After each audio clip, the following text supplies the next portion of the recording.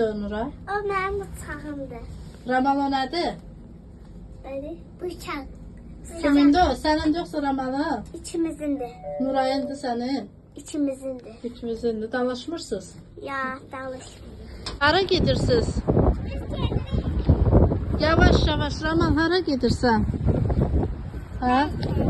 Markete gedirsən? Nuray, hara gedirsən? Küləyini havada atma Nuray.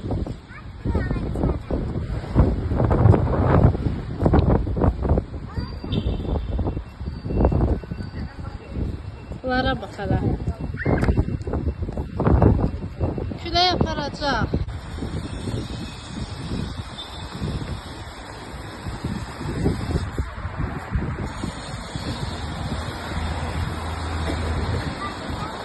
Markete geldi çıktı. Bir şey ne yapıyorsun?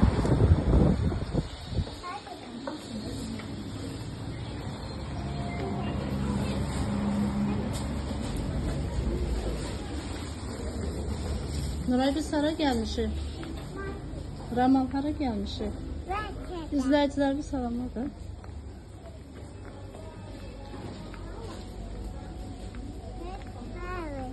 Bakayım.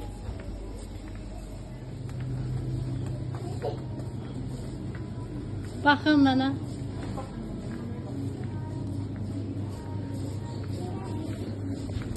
Bak bak, gel gelsene Ramal. Gel.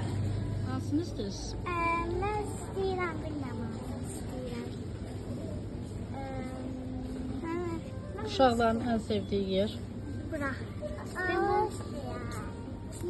Ramal sormalaq. Ha, gedək. Gedək gel. Buradayım. Koyun yerine. Ya, gedək. Yok gel.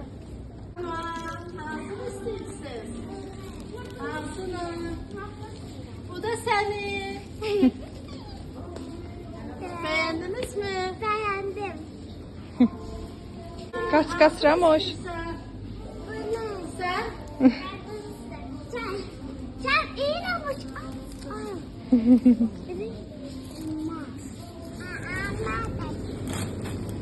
Bu da qəşəngdir.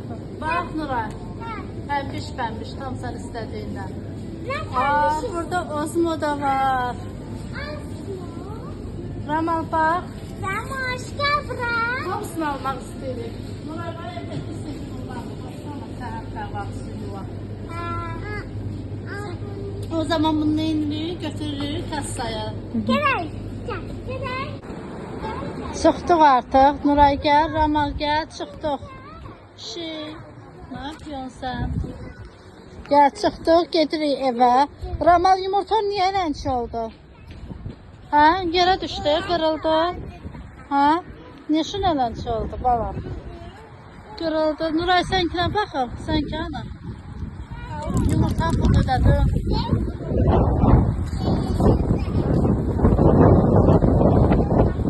O bizdə də o balaca, onun pulundadır, hə? Yekəninki çox. Gəl, getdi evimizə. Gedirik. Sən yumurtama baxın.